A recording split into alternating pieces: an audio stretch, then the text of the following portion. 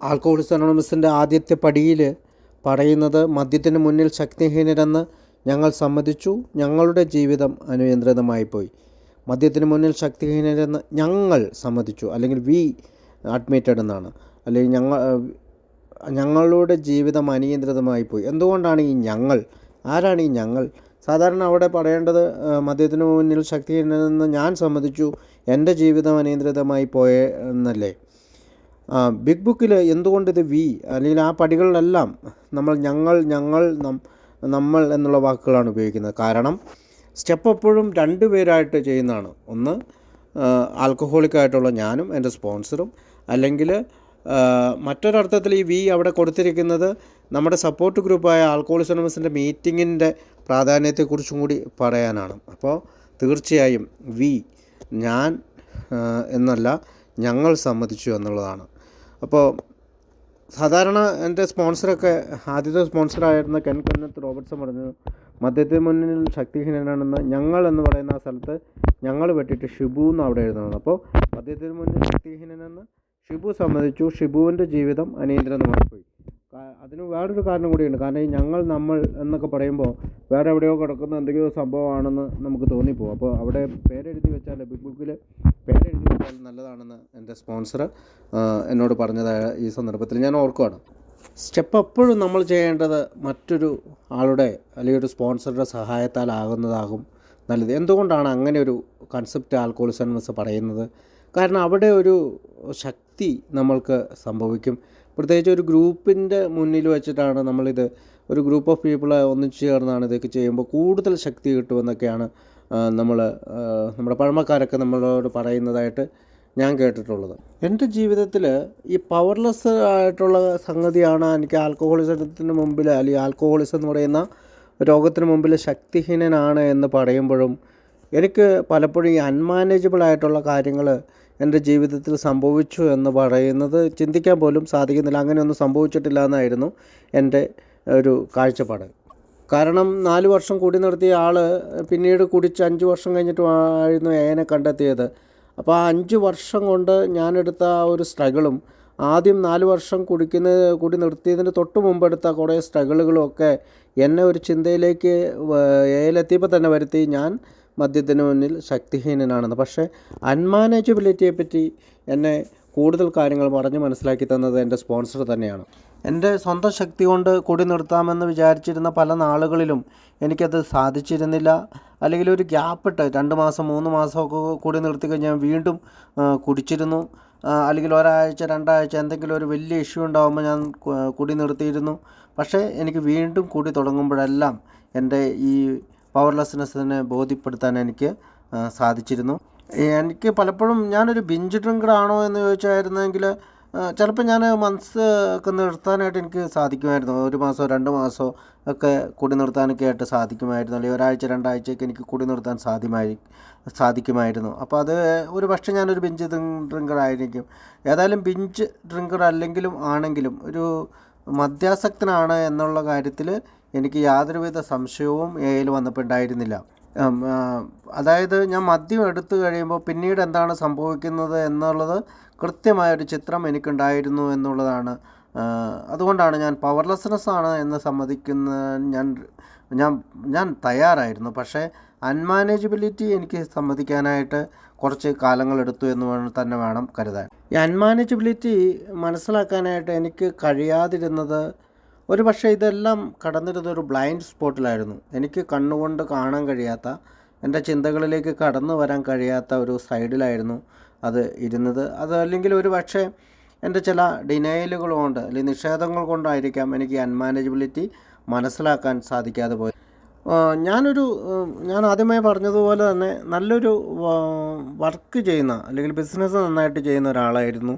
അപ്പം ഞാൻ ചിന്തിക്കുമ്പോഴെല്ലാം ഞാൻ സക്സസ്സിലെത്തിയിരുന്നു എന്നുള്ളതാണ് എൻ്റെ ചിന്തകളൊക്കെ വന്നത്. അപ്പോൾ പലപ്പോഴും ഈ റിയൽ എസ്റ്റേറ്റ് കച്ചവടങ്ങളൊക്കെ നടക്കുമ്പോൾ ഞാൻ വിചാരിച്ചിരുന്നത് ഞാൻ നന്നായി തന്നെയാണ് കാര്യങ്ങൾ ചെയ്യുന്നത് എന്നൊക്കെയാണ്. പക്ഷേ ഒരിക്കൽ ഞാനൊരു മദ്യപിച്ചിട്ട് ഒരു സ്ഥലം അതിൻ്റെ വില കുറഞ്ഞ വിലയ്ക്ക് വിറ്റു. അത് വീട്ടിൽ വലിയ പ്രശ്നമൊക്കെ ആയി. അപ്പോൾ അങ്ങനെയുള്ള ചെറിയ ചെറിയ കാര്യങ്ങൾ എന്നെ മനസ്സിലേക്ക് കൊണ്ടുവന്ന് തന്നത് എൻ്റെ സ്പോൺസറാണ്. എപ്പോഴാണ് അൺമാനേജബിലിറ്റി മനസ്സിലാക്കാൻ സാധിക്കുന്നത്? നമുക്കറിയാം, പലപ്പോഴും മദ്യപിച്ച് പോലീസ് അറസ്റ്റ് ചെയ്യുമ്പോഴോ, ലൈസൻസ് നഷ്ടപ്പെടുമ്പോഴോ, അല്ലെങ്കിൽ മദ്യപാനം കൊണ്ടൊരു രോഗമുണ്ടാകുമ്പോഴോ, അല്ലെങ്കിൽ നമ്മൾക്ക് തന്നെ നമ്മൾ ചെയ്യുന്ന കാര്യങ്ങൾ ശരിയല്ല എന്നൊക്കെ തോന്നുമ്പോഴൊക്കെ ആയിരിക്കാം ഈ അൺമാനേജബിലിറ്റി കൂടുതൽ വ്യക്തതയിൽ നമ്മുടെ മുന്നിലേക്ക് കടന്നു വരുന്നത്. അൺമാനേജബിലിറ്റി കൊണ്ട് ഒരുപാട് കോൺസിക്വൻസസ്, ഒരുപാട് പ്രശ്നങ്ങളുണ്ടാകുന്നുണ്ട്.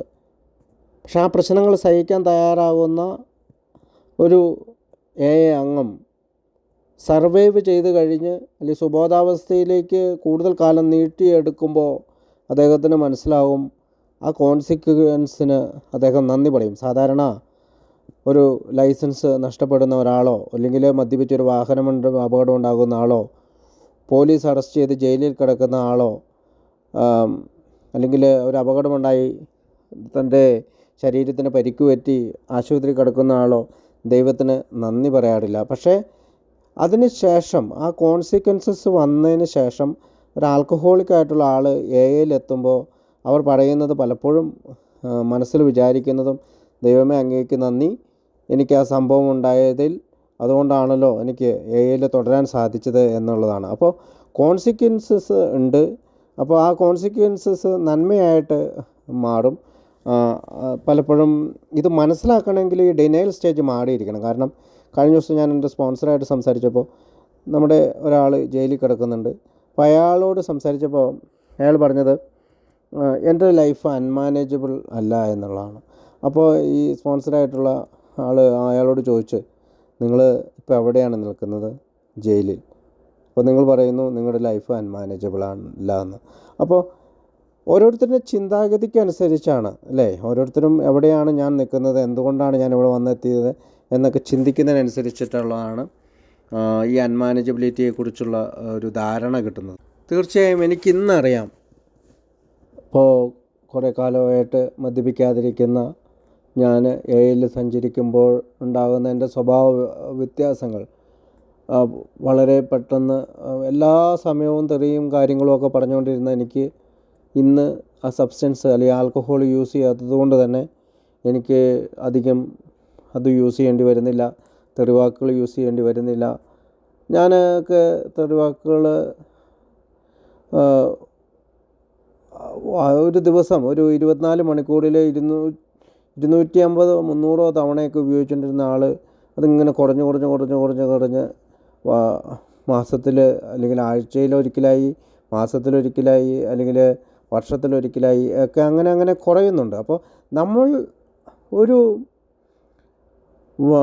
ഞാനിപ്പോൾ ഒരു വാക്കിൻ്റെ കാര്യം പറഞ്ഞു, അത് പല സ്വഭാവങ്ങളുണ്ട്. എനിക്ക് പെട്ടെന്ന് ദേഷ്യം വരിക, ഭയം വരിക, മറ്റുള്ളവരോടുള്ള അസൂയ ഉണ്ടാകുക, മറ്റുള്ളവരെ കുറ്റപ്പെടുത്തി സംസാരിക്കുക, മറ്റുള്ളവരോട് സ്നേഹം പ്രകടിപ്പിക്കാതിരിക്കുക, അങ്ങനെ പല ജീവിതത്തിലുണ്ടായിരുന്ന, കുടികാലത്തുണ്ടായിരുന്ന അൺമാനേജബിൾ ലൈഫിൽ നിന്ന് ഒരു വ്യത്യസ്തമായ ലൈഫ് നയിക്കാൻ സാധിക്കുന്നത് കാണുമ്പോഴാണ് എൻ്റെ ജീവിതം എത്രമാത്രം അനിയന്ത്രിതമായിരുന്നു എന്ന് എനിക്ക് മനസ്സിലാകുന്നത്.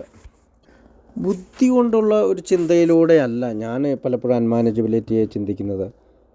ഞാൻ അത്രമാത്രം ഈ കുടിച്ചൊക്കെ കഴിയുമ്പോൾ ഞാൻ ഓർക്കുന്നുണ്ട്, ഒരു ദിവസം കോളേജിൽ ഒരു പ്രശ്നമുണ്ടായി. എൻ്റെ കൂട്ടുകാരും ഞാനും കൂടി മറ്റൊരാളെ കത്തിക്ക് കുത്താനായിട്ട് പോവുകയും എൻ്റെ കൂട്ടുകാരൻ അയാളെ കത്തിക്ക് കുത്തുകയൊക്കെ ചെയ്തു. പക്ഷേ അയാൾക്ക് സ്കിന്ന് പയ്യെ ഒന്ന് ചെറുതായിട്ട് കട്ടായതല്ലാതെ വേറെ കുഴപ്പങ്ങളൊന്നും ഉണ്ടായില്ല.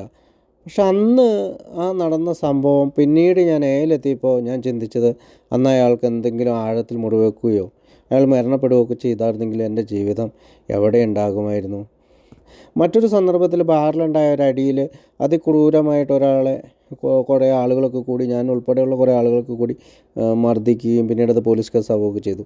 അപ്പോൾ അത് അയാൾക്ക് എന്തെങ്കിലും സംഭവിക്കുമായിരുന്നെങ്കിൽ എനിക്ക് എന്തൊക്കെ ചെയ്യുമായിരുന്നു. പിന്നെ ഞാൻ ചിന്തിക്കുന്നത്, ബാംഗ്ലൂരിൽ നിന്ന് കേരളത്തിലേക്കുള്ള യാത്രകൾ, അല്ലെങ്കിൽ പല സ്ഥലങ്ങളിലും ഈ മദ്യപിച്ചിട്ട് ഓടിക്കുന്ന ഒരവസ്ഥയിൽ ഒരു അപകടമൊന്നും പറ്റാതെ ദൈവം എന്നെ എത്രമാത്രം സ്നേഹത്തോടു കൂടിയാണ് സംരക്ഷിച്ചത്.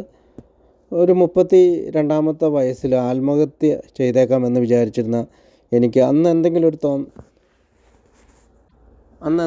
ഒരു തോന്നലിൽ വീണ്ടും ഞാൻ ആത്മഹത്യ ചെയ്തായിരുന്നെങ്കിൽ, നോക്കൂ, ഇങ്ങനെയുള്ള കാര്യങ്ങളെല്ലാം ഞാൻ ചെറുതായിട്ട് ഇങ്ങനെ ഓർത്തെടുക്കുമ്പോഴാണ് എൻ്റെ അൺമാനേജബിലിറ്റിയെക്കുറിച്ച് എനിക്ക് ഓർമ്മ വരുന്നത്. ഒരു ദിവസം ഞാൻ ഓർക്കുന്നുണ്ട്, എൻ്റെ വീട്ടിൽ നിന്ന് എൻ്റെ മൂത്ത മോന് അന്ന് 1-2 വയസ്സേ കണ്ടുള്ളൂ. അവനെ പെട്ടെന്ന് ഞാൻ ബാംഗ്ലൂരിൽ നിന്ന് വന്നതാണ്. ഞാനുണ്ട്, വൈഫുണ്ട്. അപ്പോൾ കൊച്ചിനെ ഞാൻ വീട്ടിലെടുത്തേക്കും. അപ്പോൾ വീട്ടിൽ ഞാൻ വന്നപ്പോൾ അവനെ പെട്ടെന്ന് അമ്മ കുളിപ്പിച്ചിട്ട് ഷർട്ടൊന്നും ഇടിയിച്ചിട്ടില്ല. അപ്പോൾ എനിക്ക് പെട്ടെന്ന് ഞാൻ അമ്മോട് ചൂടായിരുന്ന ഷർട്ട് ഇടിക്കാത്ത എന്തോ അതാണ് ഞാൻ ഓർക്കുന്നത്. അപ്പോൾ ഞാൻ പെട്ടെന്ന് തന്നെ പറയുകയാണ്, ഞാൻ കൊച്ചിനെ കൊണ്ട് പോകണം. അപ്പോൾ ഞാൻ കള്ളു കുടിച്ചിട്ടുണ്ട്. ഞാൻ പെട്ടെന്ന് കൊച്ചിനെ കൊണ്ട് ഞാൻ ബാംഗ്ലൂർ കൊണ്ടുപോകണം, അവിടെ ഞാൻ നഴ്സറിയിലിട്ട് പഠിക്കാൻ പോകാമെന്നൊക്കെ പറഞ്ഞുകൊണ്ട് ഞാൻ പിറ്റേ ദിവസമല്ല, അന്ന് രാത്രി തന്നെ ഞാൻ വീണ്ടും തിരിച്ച് ബാംഗ്ലൂർക്ക് കൊച്ചിനെ കൊണ്ടുപോയി, വൈഫുണ്ട് കൂടെ. അങ്ങനെ കൊണ്ടുപോയി അവിടെ ഒരു നഴ്സറിയിൽ കൊണ്ടാക്കാനൊക്കെ ആയിട്ട് ഞാൻ രാവിലെ ഇവനെയും കൊണ്ട് നഴ്സറിയിൽ കൊണ്ടാക്കി കഴിഞ്ഞപ്പോൾ അവൻ അവിടെ കിടന്ന കസേരയൊക്കെ അങ്ങോട്ടും ഇങ്ങോട്ടും മറിച്ചിട്ടിട്ട് ഞാനിവിടെ നിൽക്കില്ല എന്ന് പറഞ്ഞ് ഭയങ്കര കരച്ചിലും ബഹളമായിട്ട് ഞാൻ വീണ്ടും തിരിച്ച് വീട്ടിൽ കൊണ്ടാക്കി. എൻ്റെ വീട്ടിലേക്ക്, അവിടെ ബാംഗ്ലൂരുള്ള വീട്ടിലേക്ക് കൊണ്ടാക്കിയിട്ട് ഞാൻ പിന്നെ എപ്പോഴും എല്ലാ ദിവസവും കരച്ചിലും സ്കൂളിൽ പോകില്ല. പിന്നെ ഞാൻ വീണ്ടും തിരിച്ച് അമ്മച്ചിയുടെ അടുത്ത് കൊണ്ടാക്കേണ്ടി വരുന്ന അവസ്ഥ. അങ്ങനെ അനേകം പറയുകയാണെങ്കിൽ പുറത്ത് പറയാൻ പറ്റാത്തതും അല്ലെങ്കിൽ പരസ്യമായിട്ട് പറയാൻ പറ്റാത്തതും ഒക്കെ ആയിട്ട് ഒരുപാട് കാര്യങ്ങളുണ്ട്. അപ്പോൾ ഒരു സ്പോൺസറോട് മാത്രം സംസാരിക്കേണ്ട ഒരുപാട് കാര്യങ്ങൾ അൺമാനേജബിലിറ്റിയെ പറ്റി എനിക്ക് ഓർത്തെടുക്കാൻ സാധിക്കും. അപ്പോൾ അങ്ങനെയുള്ള ഓർമ്മകളിലൂടെയാണ് എൻ്റെ ജീവിതം ഞാൻ അത്രമാത്രം അല്ലെങ്കിൽ അനിയന്ത്രിതമായി പോയിരുന്നു എന്ന് ഞാൻ മനസ്സിലാക്കുന്നു.